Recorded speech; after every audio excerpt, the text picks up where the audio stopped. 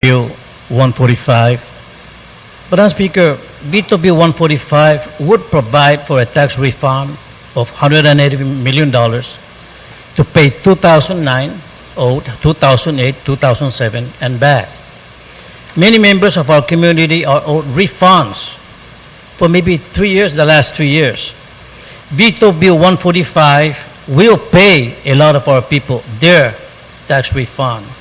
For example, if a person is owed 2008, 2009, and 2010, that individual, by this veto bill, will receive the 2008 and the 2009.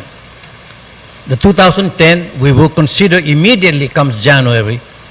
The balance in 2010, Madam Speaker, will be considered in January when the federal government cuts, which will adversely affect Guam. We don't know to what extent, but it will adversely affect Guam, will give us then a more accurate estimate of how much we again can borrow to pay the remaining of 2010. I say the remaining of 2010, Madam Speaker, because the Veto Bill 145 contains, right now, it has $105 million for refund for 2010, separate from the $180 million that is together with the current budget bill.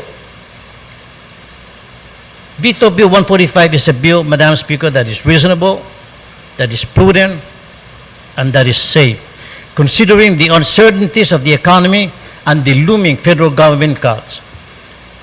Veto Bill 145 will leave a remaining borrowing capacity of about $25 million for emergencies, Madam Speaker. Madam Speaker, we always experience emergencies.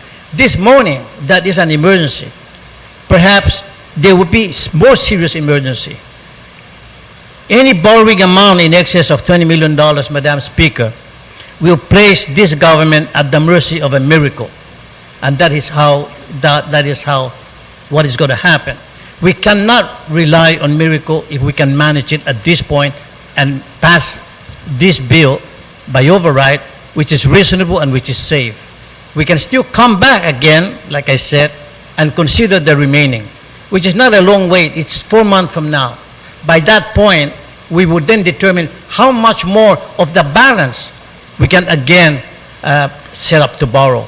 But at this point, we cannot gamble on that. And for that reason, I rise in support of Veto Bill 145 for the override because it is a safe bill. Thank you, Madam Speaker.